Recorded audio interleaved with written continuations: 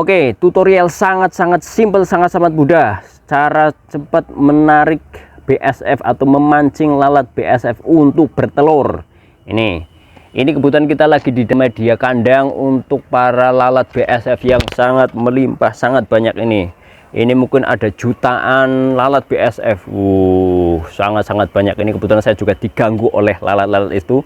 Ini ada yang ke mata, ke hidung, ini banyak sekali.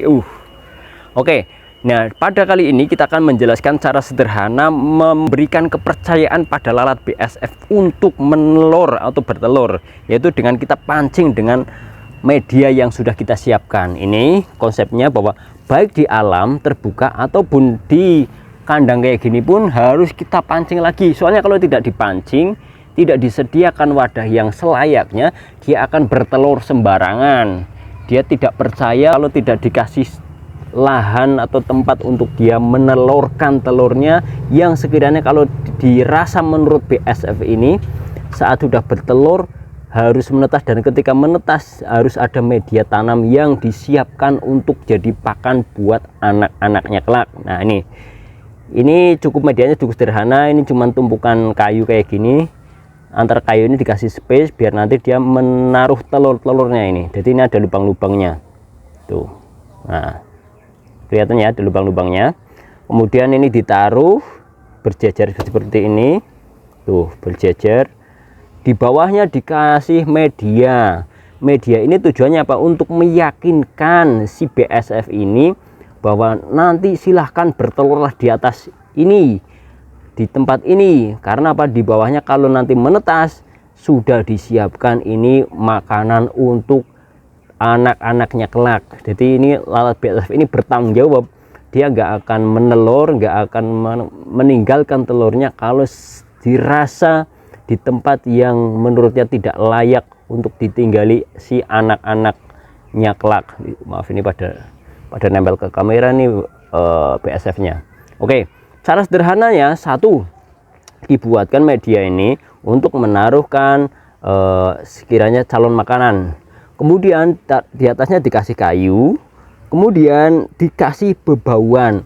Baik bawah di situ biasanya dikasih sama dedak fermentasinya simple.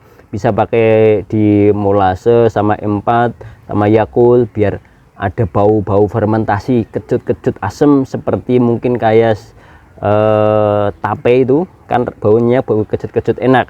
Itu BSF suka karena BSF ini termasuk golongan lalat yang tidak mengandung bakteri buruk tapi justru mengandung antimikroba. Ini hebatnya lalat BSF ini, sehingga dia sukanya pada tempat-tempat yang higienis terfermentasi.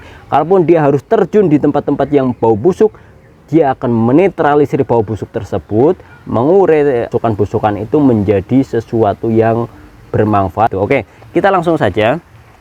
Ini di media ini, karena ini sudah dikasih, ini tidak fermentasi, ini bekas ampas tahu, bukan ampas tahu, ditaruh situ saja. Sebenarnya butuhnya kalau bisa difermentasi juga biar baunya lebih menarik bagi BSF ini. Tapi kalaupun kita memfermentasi terlalu lama, simpel aja kasih ampas tahu, kemudian dikasih bebauan. Bebauan itu dari apa? Dari buah, paling simpel buah, baik buah nangka atau kulit nangka, bisa juga buah nanas atau kulit nanas. Ini kebetulan kita ada kulit nanas, ini ada nanasnya busuk nih. Udah ada bosok-bosoknya, nih bosok, belah ini bosok. Jadi kita akan kupas dan taruh di atasnya. Ini sementara ini walaupun ditaruh, ini tampaknya belum kelihatan ada telur-telurnya tuh, masih sepi, belum kelihatan ada telur-telurnya. Makanya untuk dia yang mau menelurkan harus dikasih keyakinan yang dalam kepada si BSF ini. Ini berlaku baik di dalam kandang yang seperti ini ataupun di alam liar, dalam artian menangkap BSF liar yang dari alam.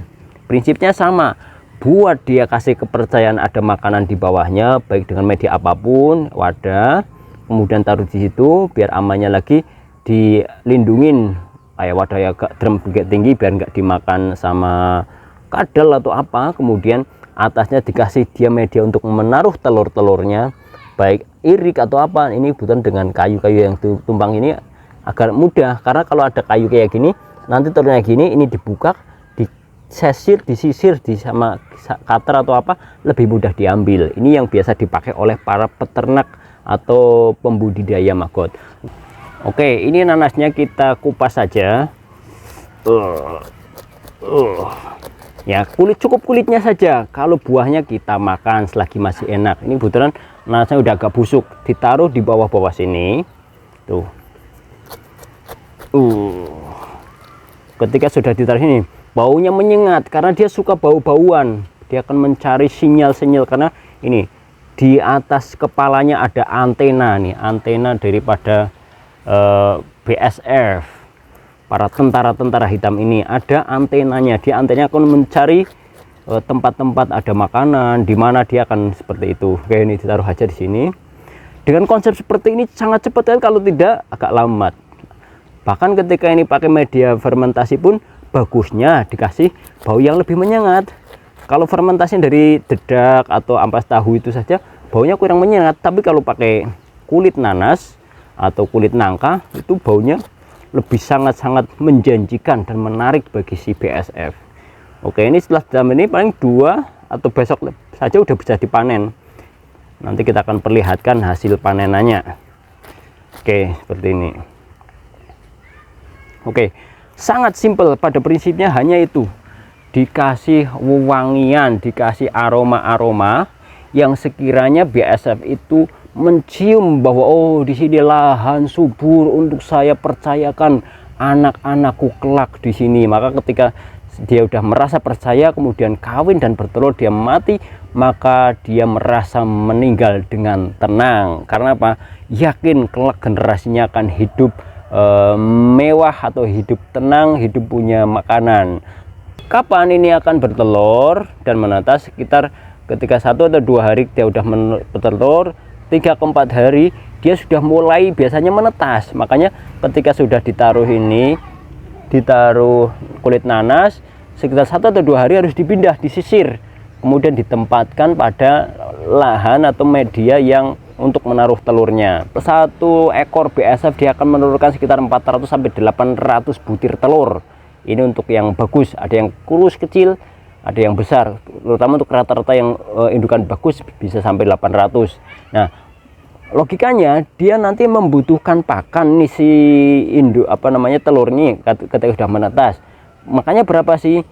Kalau rata-rata menurut penelitian per 15.000 maggot dia membutuhkan pakan 2 kilo setiap hari. Artinya manakala kita butuh 30 saja, 30 dalam rata-rata mungkin 500-an, ketika 30 lalat BSF, maka dia akan menghasilkan maggot sekitar 15.000. Nah, 15.000 telur itu yang menetasnya membutuhkan pakan setidaknya 2 kilo per hari.